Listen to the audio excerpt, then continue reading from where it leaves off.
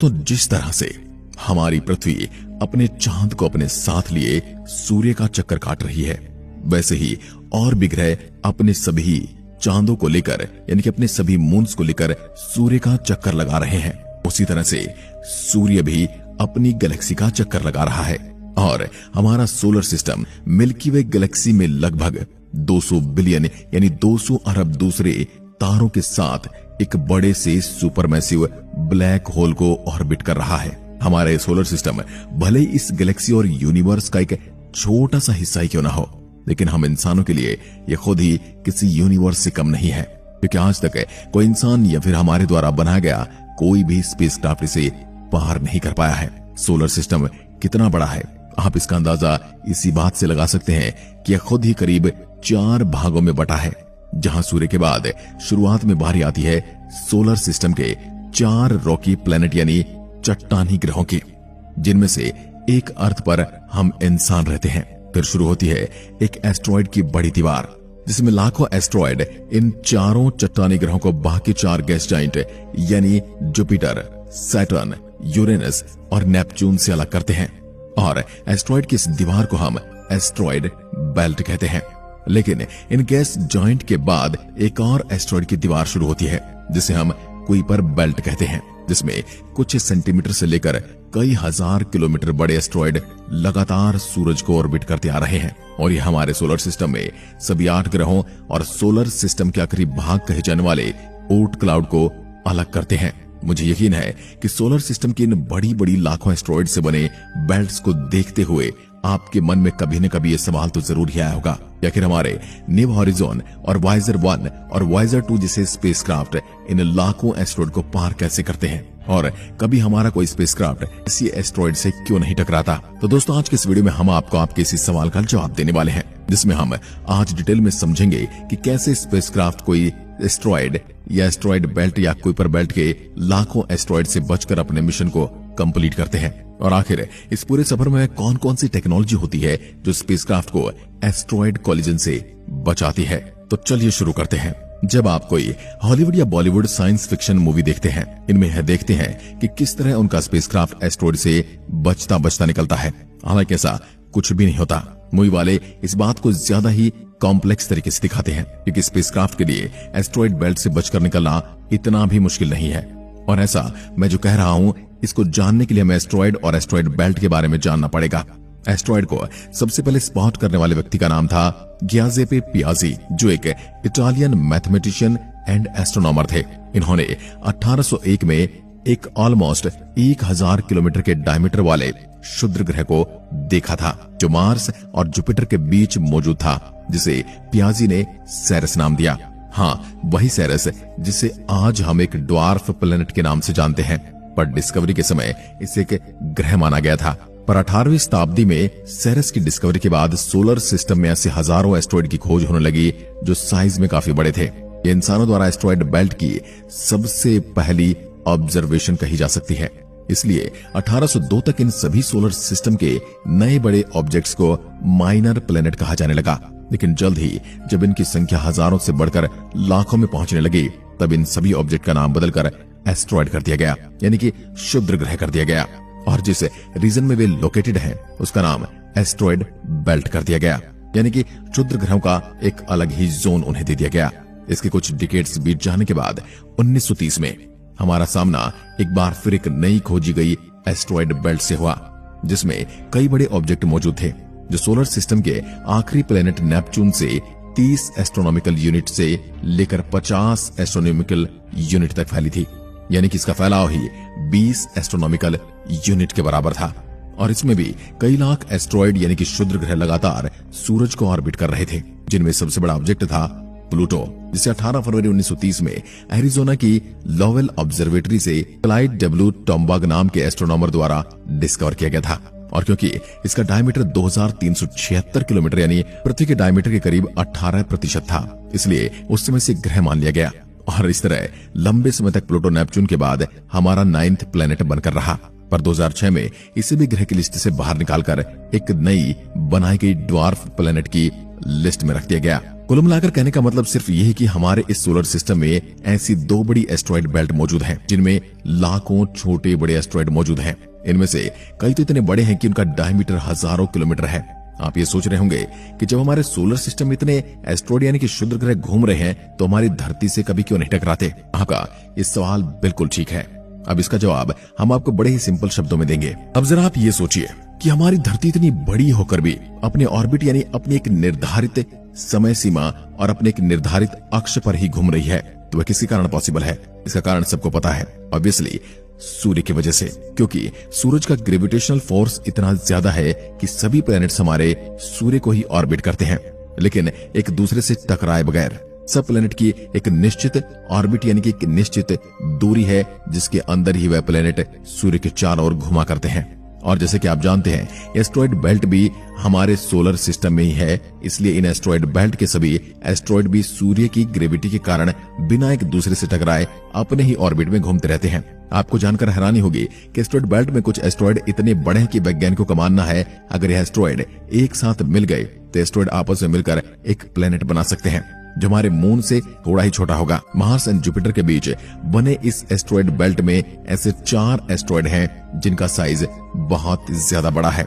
इनमें Ceres, Vesta, Pallas and Hygiea हैं। अब आपके मन में सवाल उठ रहा होगा कि क्या अभी तक कोई ऐसा मिशन हुआ है जिसने इन सभी एस्ट्रॉइड बेल्ट को क्रॉस किया हो? हाँ, बिल्कुल किया होगा, क्योंकि हम सालों से सोलर सिस्टम को एक्सप्लोर कर रहे हैं, इसके प्लैनेट्स और मून्स पर जीवन की तलाश कर रहे हैं। इसके लिए हमने पिछले कई दशकों में अब तक कितने ही सारे स्पेसक्राफ्ट सोलर सिस्टम में भेजे हैं। इनमें से कई तो आज भी हमारे सोलर सिस्टम की एस्ट्रॉइड बेल्ट के पार गैस जाइंट प्लैनेट के चक्कर लगा रहे हैं। ऐसे ही 2 मिशन का नाम है वॉयेजर 1 और वॉयेजर 2। इन दोनों स्पेसक्राफ्ट को नासा द्वारा बनाया गया है, जिन्हें अलग अलग टाइमिंग पर कैनेडी स्पेस सेंटर से लॉन्च किया गया था। इनका मेन मोटिव था सोलर सिस्टम को बाहर से जानना और आउटर प्लैनेट के बारे में भी जानकारी इकट्ठा करना। इस मिशन में पहले वॉयेजर 2 को 20 अगस्त 1977 में लॉन्च किया गया था और उसके बाद वॉयेजर 1 को 5 सितंबर 1977 को लॉन्च किया गया था। अब इन दोनों स्पेसक्राफ्ट को लॉन्च किया गया था तो वैज्ञानिकों की उम्मीद थी कि केवल 5 साल तक ही डेटा को अर्थ पर भेज पाएंगे, लेकिन आप हैरान हो जाओगे क्योंकि दोनों स्पेसक्राफ्ट आज भी काम कर रहे हैं और हमारे सोलर सिस्टम का एक वैल्यूएबल डेटा लगातार हमें भेज रहे हैं। इनमें वॉयेजर 2 तो 1989 में ही कुइपर बेल्ट में पहुंच चुका था और आज तो यह कुइपर बेल्ट को भी पार करके अर्थ से 133 एस्ट्रोनॉमिकल यूनिट की दूर सोलर सिस्टम के आखिरी रीजन ओर्ट क्लाउड में पहुंच चुका है ना? बहुत हैरान करने वाली बात। तो अब आपके मन में सवाल उठा होगा कि जब इन स्पेसक्राफ्ट ने सोलर सिस्टम में इतनी दूरी तय कर ली है तो ये स्पेसक्राफ्ट कभी भी एस्ट्रॉइड बेल्ट या कुइपर बेल्ट के एस्ट्रॉइड से बचे कैसे? इसका बहुत ही सिंपल सा जवाब है कि जैसे आपको मूवी में दिखाते कि एस्ट्रॉइड एक दूसरे से कितना करीब है, ऐसा लगता है कि सभी आपस में टकरा जाएंगे। ऐसा बिल्कुल भी नहीं है। रियल में एस्ट्रॉइड के बीच की दूरी 1000 से 10,000 किलोमीटर के बीच होती है और आप अंदाजा लगाइए जब किसी के बीच में इतना बड़ा गैप होगा तो स्पेसक्राफ्ट को उनसे टकराने की जरूरत ही क्या है? उसके लिए वहां से निकलना बिल्कुल आसान है। अभी तो मैंने यहाँ पर केवल 10,000 किलोमीटर कहा, जबकि कुइपर बेल्ट में तो एस्ट्रॉइड और भी ज्यादा दूरी पर होते हैं, जैसे 10,000 से लगभग कई लाख किलोमीटर दूर। अब आप ही बताइए कि स्पेसक्राफ्ट इन एस्ट्रॉइड से कैसे टकरा सकते हैं? चलो बाय चांस हमने मान भी लिया कि कोई एस्ट्रॉइड यानी क्षुद्र ग्रह स्पेसक्राफ्ट के सामने आ भी गया, तो उसे स्पेसक्राफ्ट का क्या होगा? इसका भी एक बहुत आसान शब्दों में एक आंसर है कि हमारी टेक्नोलॉजी इतनी ज्यादा एडवांस है कि स्पेसक्राफ्ट की स्पीड शिप में लगे कई अलग अलग तरह के सेंसर टेक्नोलॉजी कॉलिजन से पहले उस एस्ट्रॉइड की मूविंग स्पीड एंड डायरेक्शन का पता लगा लेते हैं, जिसके बाद ऑटोमेटिक या फिर मैनुअल तरीके से स्पेसक्राफ्ट अपनी डायरेक्शन में कुछ डिग्री चेंज करके ही एस्ट्रॉइड कॉलिजन से बच जाता है। चलिए कुछ ऐसी टेक्नोलॉजी और सेंसर के बारे में जानते हैं जिनका प्रयोग स्पेसक्राफ्ट एस्ट्रॉइड टकराव से बचने के लिए करते हैं। Number 1, navigation and guidance. किसी भी स्पेसक्राफ्ट को बिना किसी एस्ट्रॉइड से टकराए पास करने के लिए नेविगेशन और गाइडेंस सिस्टम बहुत जरूरी एलिमेंट होता है। इस सिस्टम के अंदर स्पेसक्राफ्ट के बहुत सारे सेंसर, इंस्ट्रूमेंट्स और सॉफ्टवेयर को लगाया जाता है, जिनकी मदद से स्पेसक्राफ्ट की पोजीशन, स्पीड और डायरेक्शन को रियल टाइम मेजर किया जाता है। वही सेंसर की वजह से स्पेसक्राफ्ट के पाथ में आने वाली प्रॉब्लम्स को मैथमेटिक कैलकुलेशन से प्रेडिक्ट करके उसकी ट्रेजेक्टरी को टाइम टू टाइम चेंज किया जाता है, जिससे वह क्षुद्र ग्रह और दूसरे स्पेस ऑब्जेक्ट से टकराने से बच जाता है। इस सिस्टम का सबसे इंपॉर्टेंट सेंसर स्टार ट्रैकर होता है। इसका काम होता है कैमरे के जरिए स्टार्स की पोजीशन को लोकेट और ट्रेस करना।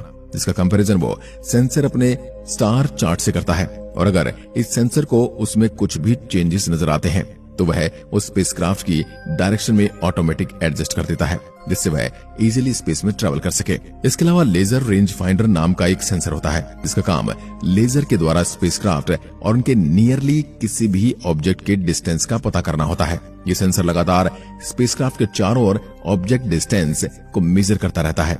अगर इस सेंसर को कहीं पर भी पोटेंशियल कोलिजन का पता लगता है तो स्पेसक्राफ्ट में नेसेसरी एडजस्टमेंट के लिए कमांड कर देता है। Number 2, trajectory planning. किसी भी स्पेसक्राफ्ट को स्पेस में भेजने से पहले वैज्ञानिकों द्वारा उस स्पेसक्राफ्ट की एक ट्रेजेक्टरी प्लानिंग की जाती है, जिसके अंदर उस स्पेसक्राफ्ट के मॉडल का एक कंप्यूटर सिमुलेशन बनाते हैं, जिसके जरिए उसको स्पेस में क्या क्या प्रॉब्लम को फेस करना पड़ेगा ये पता लगा जाता है। इस ट्रेजेक्टरी प्लानिंग के जरिए उन्हें स्पेस के शुद्ध ग्रह और दूसरी बॉडीज के बारे में पता लग जाता है, जिसके बाद वो स्पेसक्राफ्ट को सेफली लॉन्च कर सकते हैं। ट्रेजेक्टरी प्लानिंग में एक कॉमन मेथड यूज होता है, जिसे ग्रेविटी असिस्ट के नाम से जाना जाता है। इस मेथड के जरिए हम स्पेसक्राफ्ट को स्पीड और डायरेक्शन दे पाते हैं, जो उसे अदर प्लेनेट और सेलेस्टियल बॉडी की ग्रेविटी से मिलती है। इस सेंसर का प्रयोग करके स्पेसक्राफ्ट एस्ट्रॉयड बेल्ट का कुइपर बेल्ट में से एक पाथ को सिलेक्ट करके ग्रेविटी के जरिए तेजी से निकल जाता है। Number 3, collision avoidance manoeuvres. Navigation and guidance system और ट्रेजेक्टरी प्लानिंग के बाद भी स्पेस में एस्ट्रॉयड से टकराने का खतरा बना रहता है, जिसे डेब्रिस अवॉइडेंस मैन्यूवर्स यानी डैम्स के जरिए दूर किया जा सकता है। इस सेंसर के जरिए स्पेसक्राफ्ट की स्पीड कम और डायरेक्शन बदली जाती है, जिससे वह एस्ट्रॉयड से बचकर निकल सके। किसी भी टकराव से बचने के लिए डैम्स का एक खास तरह की टेक्नोलॉजी का इस्तेमाल करता है, जिसे थ्रस्ट बर्न कहते हैं। इसकी हेल्प से एक स्पेसक्राफ्ट की डायरेक्शन एकदम से बदल देता है, जिससे वह उस एरिया से दूर चला जाए जहां पर टकराव होने का खतरा बना रहता है। और कई बार इस सेंसर को पूरी कमांड मिली होती है कि अगर स्पेसक्राफ्ट के पाथ में उसे ज्यादा एस्ट्रॉयड या प्रॉब्लम दिखे तो स्पेसक्राफ्ट का पाथ ऑटोमेटिकली भी बदल सकता है। यानी ये सभी टेक्नोलॉजी हमेशा ये बात इंश्योर करते हैं कि हमारे space probe safely solar system में एक्सप्लोरेशन का काम कर सकें। इन सब बातों का कंक्लूजन क्या है? Asteroid belt and Kuiper belt को किसी भी स्पेस प्रोब के लिए एक्सप्लोर करना बहुत ज्यादा चैलेंजिंग है और रिस्की भी साबित हो सकता है। हालांकि high advanced navigation and guidance system, trajectory planning का कोलिजन अवॉइडेंस मैन्यूवर जैसे सेंसर और इंस्ट्रूमेंट की हेल्प से स्पेस में आने वाली सभी प्रॉब्लम जैसे एस्ट्रॉयड और टकराव को तो दूर किया जा सकता है और सेफली अपने रीजन में जाया जा सकता है। और उनकी हेल्प से हमें सोलर सिस्टम की हिस्ट्री और इवोल्यूशन को भी जानने में मदद मिलती है। हमें पता है कि बहुत ज्यादा रिस्की है, लेकिन फिर भी स्पेस एक्सप्लोरेशन लगातार हमें अपनी बाउंड्रीज को पुश करने के लिए मोटिवेट करता है, जिससे हमें यूनिवर्स के बारे में बहुत सी नॉलेज मिलती है। Overall asteroid belt and Kuiper belt का एक्सप्लोरेशन ह्यूमंस की इमेजिनेशन एंड डिटर्मिनेशन की स्पिरिट को दिखाता है कि ह्यूमन कभी भी एक जगह नहीं रुकेंगे। अब मुझे उम्मीद है कि आपको इस सवाल का जवाब मिल गया होगा कि आखिर कैसे स्पेसक्राफ्ट हमारे सोलर सिस्टम में लाखों एस्ट्रॉयड से बचकर अलग अलग ग्रहों और उनके चंद्रमाओं को एक्सप्लोर करते हैं। आज की वीडियो में बस इतना ही। ऐसी वीडियोस के लिए हमारे चैनल को सब्सक्राइब जरूर करें। धन्यवाद।